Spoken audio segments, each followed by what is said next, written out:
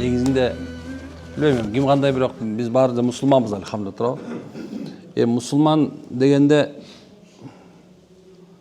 абдан чоң бір мындай сыймықты сөз болчу.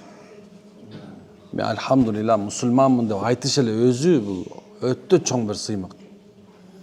Ошон үчүн мен 5 маал намаз окуйм деген андан өткөн чоң сыйлык.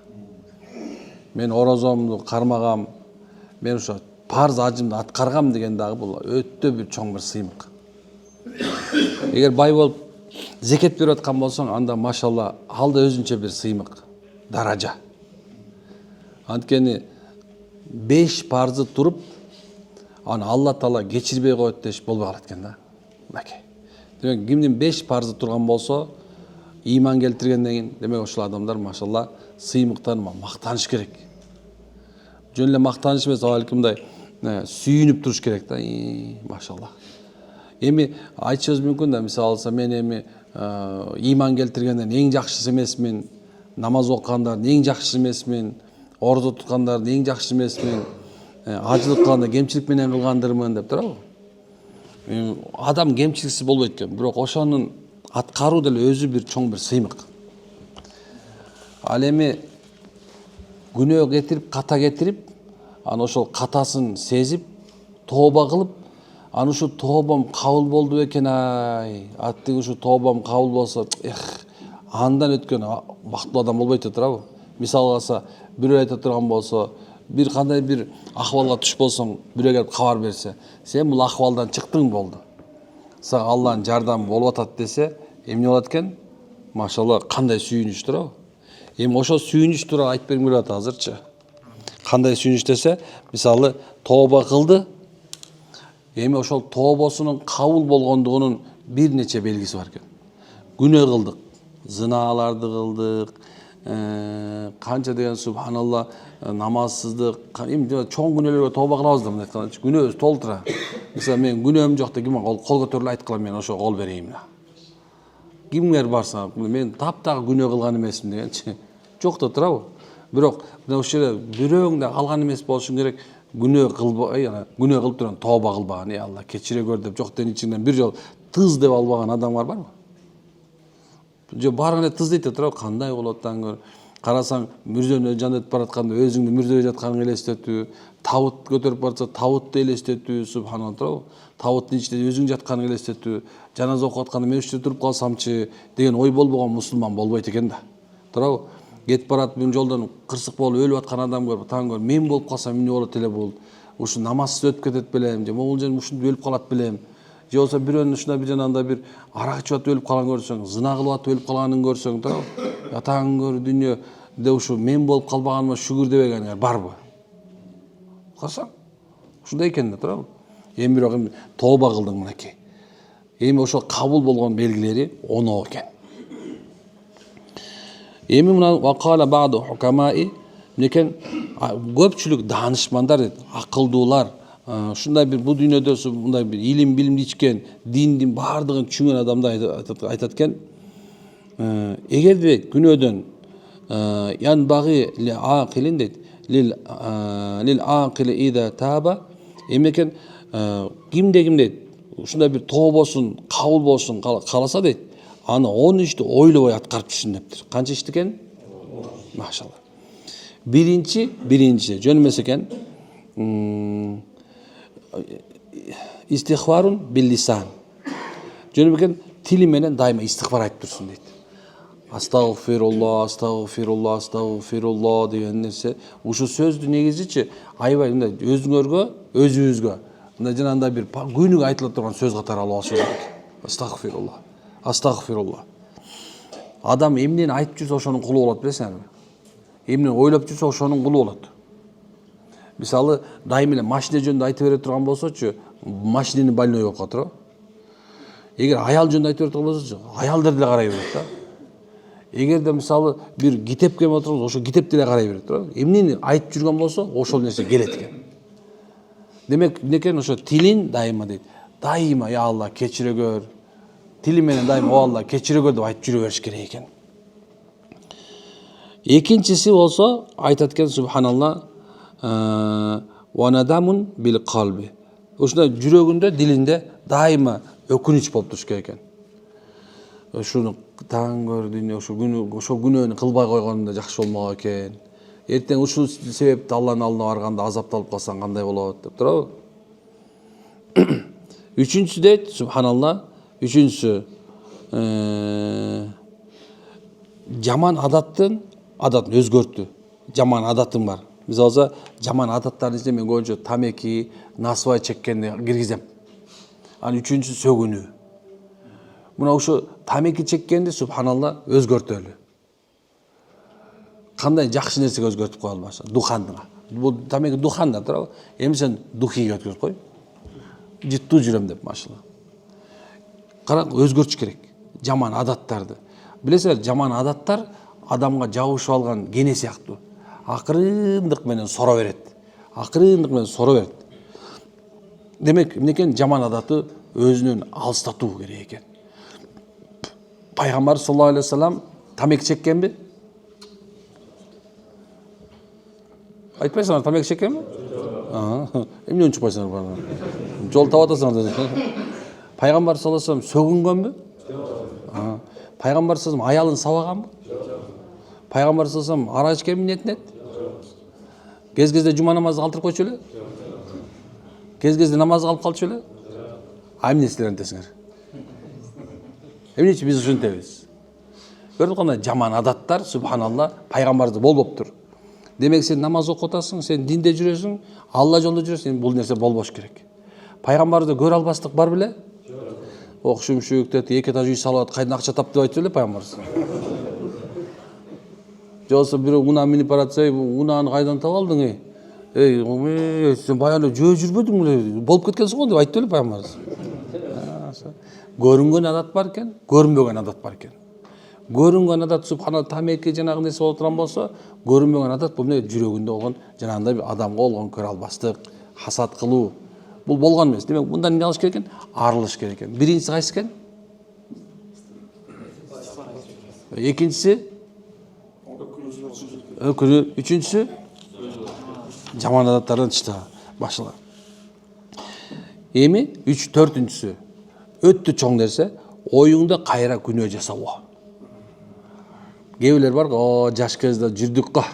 Биз кылган эч ким кылган жок дейт го. Бул оюңда кылды уже кайра ошо күнөөнү. Унуш керек экен. Мурун болгон ал, болуптур субханалла. Эмне бирөөгө баягыда билесиз, момун эмес. Ал ким деш керек да. Сен чөтү унутуп калгансың го, десе айчкеген субханалла. Ошол мезгилде мен бак тиккем, ошол мезгилде мен үй салдым, ошол мезгилде субханалла аял алдым, мына балалуу болдум деп. Баягыда ичип жүрө. Качан ичтим деш керек да. Качан? Баягыда ушундай эмес белең, тентек эмес. Жок, мен тентек эмес, коймомун болчу эмес керек. Эми айтайын деген нерсем эле, оюңда отуруп алып дагы таң көр, мурунку заманым болгондо момунтип салмакмын деп көп ойлонот. Анткени себеп ушул ой эмнекен? Адамды кайра күнөөгө талкын кылып, күнөөгө түртөткөн. Ойлобош керек экен өз күнөөңөрдү. Сен эскерте бере турган болсо, машалла деп коюш керек. Мына көрдүңбү кандай нерсе да, ана бир нерсени. Адам эч качан сенин жаманчылыгыңды унутпайт. Ал эми Алла унутат. Көрдүңүзбү? Ошо себептен экен Алла унутуп койгон нерсени кайра эстетип кереги жок экен субхан. Оюңда да ал күнөөнү ойломого аракет кылыш керек экен. Андан кийин 5-инчиси дейт, бул акыретти жактыруу. Бейишке үй курганга аракет кылуу. Бейиште субханалла десең бир бактыр болот, алхамдулилlah десең, мисалы пайгамбарыбыз Миражга чыкканда Ибрахим халил айтып атпайбы, Мухаммад дейт, үммөтүңө айтып кой дейт. Бейиштин топурагы дейт, мусктан дейт, муск. Атыр болгон муск. Алар дөңсөлөр дейт, эмелер дейт, бриллианттан болот да мындай. Сен үммөтүңө айт субханалла. Аяктын үйлөрү курула элек, бактары тигиле элек. Алар көп зикир менен бакты ичсин, көп амал менен касырларды курсун дейт. Көрдүңбү кандай? Эмнеге ошол бейишти кургандын үстүндө болуш керек. Алиф десең 10 сооп жатат экен. Карасаң, алиф десең 10 сооп жатат экен. Илим ала турган болсоң, эмнеге бейиштин ичинде улам даража жогору мисалса, мына бул жерде бирөөңүн ушул айылда үйүңөр болсо, адамдар эрмек болдон үйүнө каалаган убакта кире бермексиң. Мисалсычы, туурабы? Боякта болсо как раз сонун кирип чыгып жашамакмын деген ой болот да, туурабы? Билбейди болот мисалсычы. бул жер сатып алып атышат деген боягы үй салам деп толтур адамдарчы. Айтайын деген нерсе эмне? Мынеки биякта да үйүң боло турган болсо, Бишкекте үйүң боло турган болсо, Бостерде үйүң боло турган болсо, Атам көлүн жээгинде, машалла, эми Каркырада тети төбөсүндө бир үйүң боло турган болсо, анан баарында тең момундай вертолетуң болсо туурабы? Что-то элестетиңер, эмнени айткым келип атат субханалла. Эми бейиште мынекен адамдардын ушун даража болуп кете берет. Бейиште ушул даража дагы бир эмеде эгер отурган болсок, бейиште субханалла 6666 даража бар экен да. Карасаң, ар бир аятка бир эме экен да, бир даража экен. Карыга айтылат го, Куранды окуй берген, кажыра токтогондо сенин даражаң ошол жерде депчи. Андан өткөн даража экен. О, Фирдавста өткөн. Пайгамбардын жанында бир үйүң болсо, машалла, эми некен бир сахаба келип, "Я Расулалла, мен сиз менен бейиште бирге болгум келет" десе, сахаба айтат, "Ооба" дейт. "Дуа кылып коюңуз" дейт. "Мен дуа кылам" дейт. "Бирок сен көп намаз окуп мага жардам бер" деп айтып атпайбы? Демек ошо ахиреттин амалын жакшы көрүп, ошол жака үй курганга аракет кылыш керек да. Адебиң менен кур, субхана ахлагың менен кур, жакшы мүнөзүң менен кур, кулчулугуң менен кур, ыйлап кур, түн ичинде турбай ахиретиңди. Мына ахиреттин кур деген ушул болот да. Адамга жакшы мамиле менен, машалла, өзүңдү жөнөкөйлүк менен, өзүңдү каниеттүүлүк менен, карасаң канчалык чоң нерселер бар кура турганчы. Демек ошондо ахиретти жакшы көрүү керек экен. Адамдар, мурунку адамдардын тияка алып кетип турган эчтекеси жок болчу. Ошонусу менен бул дүйнөдө субханалла жолоочудай жашашкан. Биз болсо азыр баарын үйүп алганбыз да, мунун баары ким калат деген сарсана менен тияка кеткибиз келбейт да эчкимиздинчи. Сарсана жашат адам бар теңчи, мунун баарын ким алып калат эми депчи, кимге калат. Бирок өзүң эле ошого эмнеге чогултуп атасың ошондончи. Жакшылап көрсөң, ошон үчүн субхана ахиретти жакшы көргөн бул абзелдер экен. Андайын айтат экен, аз сүйлөө дейт. Аз жөө, аны аз уктоо. Мына ушул үчөөнү мен бир коюп койдум. Анткени себеп субханалла, эмнекен бул үчөө бул инсандын тообосун кабыл болушу, эртеңки күнөө кылбашына өбөлгө түзөт. Пайгамбар айтат, адамдардын дейт, момундардын көпчүлүгү кыямат күнү тозокко тилинин кесепетинен түшөт. Тилдин кесепетинен субханалла. Ушу тилди тыя албай, ушу алкымынын тыя албай. Кыргызча сөз бар, кызыл кекиртек далай жерге секиртет деп коет. Кичинекей нерсе үчүн, кекиртек үчүн субханалла взятка алып атышат, кекиртек үчүн адамды өлтүрүп атышат, кекиртек үчүн субханалла бири-бирин жанында кыймыл кылып атышат, жамандап атышат, кекиртек үчүн бир нерсеге жетиш үчүн адамдар азыр канча бири-бирин талкалап турабы?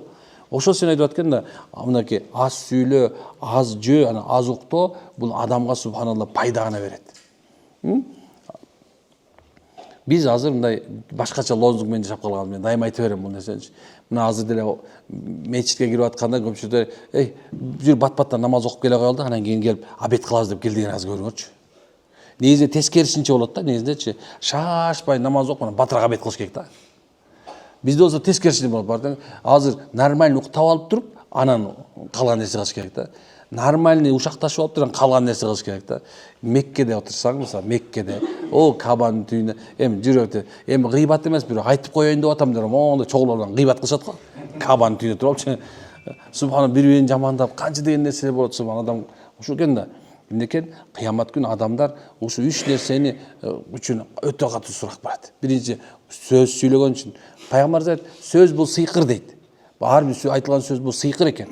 Эми ошол сыйкыр кулакка кире турган болсо, адамдардын жүрөктөрүн өлтүрөт экен, же болсо көтөрөт экен да. Сөз бар экен, бир сөз бар экен, адамдын жүрөгүн мындай айтканда ооруп салат экен. Бир сөз бар экен, адамдын жүрөгүн өлтүрүп салат экен. Бир сөз бар экен, жүрөгүнө мухаббат салып салат экен. Бир сөз бар экен, субханалла, анда адамдын жүрөгүндө мындай жек көрүүнү салып салат экен. Ушундай сөз, ушундай адамдын калпын өзгөрөт экен. Мен көчө бир эме интернеттен карап атсам, бир эмени окудум да. 86-жылы изилдеп чыгышкан экен да. Бул адамда эки эме бар экен, акыл бар экен. Бул бирөө биякта боло турган болсо, бирөө ушул жүрөктө экен. Бул жүрөк өзүнчө бир адамдын ичинде адам экен да. Бул да эң чоң эмоция башта болбойт экен да. Эмоция жүрөктө болот экен. Ошон үчүн адамдар жүрөгү менен кайгырат экен, кубанат экен, качан капаланат экен, ушул жерде экен. Эми ушул нерсени, ушу 3 нерсе өлтүрөт экен. Көп сүйлөгөн, көп уктаган, анан көп тамак жеген. Бул ошого байланыштуу болуп эсептелет экен. Бияктан киргенден кийин, мынекей бул жерден чыккан энергиянын себеби менен бияк дарылап өтөт экен да. Арам жедиң, Субханалла, ылгабай жедиң, курсаң токтуруп жедиң. Эмне үчүн кыргыздар илгертен калып калган? Мындай тое жеген дейт да, күнөө эмес дейт да, куса жеген макру болот туурабы? Кус канча же макру болуп эсептелет. Эми конок тосуп аткан кус канча жесең эчтеке болбойт. Бир айтайын деген нерсе эмне экен? Адамдар ушу 3 нерсенин аркасынан мындай өтө бир мындай рахатка батып, жүрөктөрүн өлтүрүп алат экен дагы, тооболордон кур калып калат экен. Андан кийинкиси эмне экен? Илим жана ибадат менен алектенүү керек экен. Илим чөйрөсүндө болгула. Илим чөйрөсүндө. Мага көчө жакшы бирөө суроо берди да. Эгерде бир киши, бир адам аалымдар менен боло турган болсо, кыямат күнү Алла Таала ага шапаат кылат экен, магфират, кечирим берет экен. Ошол аалымдын жана отурган үчүн эле кечирим берилет экен. Ушу туурабы дейт. Ооба, субханалла. Аалымдын берекеси ушундай, кете берет. Субханалла. Канча болсо кете берет. Кыямат күнү Алланын алдына барганда, эмне экен? 3 адам талашат экен. 3 адам, субханалла, эмне экен? Бейишке кирүүнүн биринчи ким кирет деп талашат экен. Алла өзү сот болот экен. Айтылат, ошол мезде шейит айтат экен, мен кирем дейт экен. Бай айтат экен, мен кирем дейт экен. Илимди айтат экен, мен кирем дейт экен. Аллаху акбар. Алла Таала субханалла үчөөнө тең айтат экен. Ооба дейт, үчөөң тең бейиштиксиңер. Бирок дейт, эй шахид дейт, сен бейишке киресиң, шейит боло турган болсоң бейишке киресиң, ким айткан дейт? Аалым дейт. Анда айтам, бай дейт, субханалла. Сен ушу байлыгын сатып турган болсоң, бейишке киресиң, ким айткан дейт? Аалым дейт экен. Анда ким биринчи кирсин дегенде, эмне экен? Экөө алдыга берет экен. Бирок Алла Тааланын ушундай чоң бир хикматы ушул эки, Алла Таала илим бергенге хилим берип коет экен. Хилим бул даанышмандуулук, акылмандуулук берилет экен. Мына ошондо дагы ошол кыямат күнүндө дагы аалым айтат экен, Алла, мен ушу окуп аткан мезгилимде дейт да, ушул мен муктаж болуп турганда ушу колундагы бар адам ушунча садаканы кылып, ушунда мени багып атып, мен ушуну окудум эле. Я Алла, мунун даражасы бийигирээк, мен муну жетелеп кирейин бейишке дейт экен да. Көрдүкпү кандай нерсе? Демек, муну кыяматтын күнү дагы эмне экен? Аалымдардын даражасы ушунча бийик болот экен. Бул дүйнөдө мен дайыма айта берем да, эгерде үйүңөргө бир аалым же каарын алып келип бир конокто болсоңор, ошого бир хадия бере албаган болсоңор, анда субханалла, анда билбейм, сен анда сараңдын сараңы, жанагындай бир андай кандай десем, илим урматын кылбаган адамдардан экенсиң. Некен бир бар экен, китепти коюп коюш бар экен, бир китепти башына салып жүрөгүнөн кылып жүрүш бар экен. Аалымдарды, адамды азык мезди бөлүп алышты адамдарчы. Тиги ой бул тиги артыгыраак жок, андай болбойт. Унутпагыла субхана. Эгерде бир аалым боло турган болсо, ошол мейли мечитке барсын, барбасын, сабак берсин, сабак бербесин, ошол аалымдын илим алган себебинен бар сыйлай турган болсок, иншалла ошонун берекеси болот. Унутпагыла, бөлбөгүлө. Дагы бир жерде эме бар, Таалимул Мутааллим деген китеп бар. Ошол жерде ушу чет жакадан келген аалымдарды сыйлай турган болсо, ошонун балдарынан аалым чыгат деп айтат. Бар же четтен келип аалымдар сабак берип калат, жана болуп калат. Ошол сыйлай турган балдарынан аалым чыгат экен иншалла. Демек, урматтуу жамаат, эмне экен? Илим алуу, илим чөйрөсүндөгүлөрдү сыйлоо, анан кийин көп ибадатка алек болуу, тооба кылган адамдын тооба кылууга дагы мүмкүнчүлүк берет экен. Субхана тообасынын кабыл болгон белгиси болот экен. Аллаху акбар. Бир бар убудият бар, бир бар ибадат бар. Эми бул тереңирээк тема, бирок бага кирбей эле коеюн. Айтайын деген максатым эмне? Субханалла, сиз менен биз ушу илим менен анан эмне экен? Ибадат менен алек болуш керек. Эмне үчүн экөөнү бир кошулган? Илим менен ибадат бир кошулган, билесиңерби? Анткени себеп, субханалла, эгер бир адам ибадат кылса, бирок илими жок кыла турган болсо, ал акыр түбүр адашат. Акырда тиги Б точкасына жеткенче адашып кетет. Ошол сенен мындай устаздар айтат го, эме деп, илимсиз дейт, амал кылуу дейт, бул таквачылык эмес дейт, бул тыквачылык деп айткан да. Тыкваны билесиң? Ичи көңдөй болот анын. Ошол себептен машалла, неге ушу 10 амалды машалла кыла турган болсок, эч качан субханалла тообасы кабыл болбой калбайт экен иншалла. Аракет кылышууга. Мындай чото көздөн каймактап баштаган токтотуп койдум. Субханакалла хамдашан антастагфируллах билек. Аллахым баарыбыздын тооба кылышlardan кылгын, тообаларды кабыл кылгандарын кылгын. Алла өзүң мени кабыл кылгын. Кабыл кылган болсоң бизди чыгарып салба. Алла сенден башка сыйын ылайык сот жок. Бирахматке архамар рахим.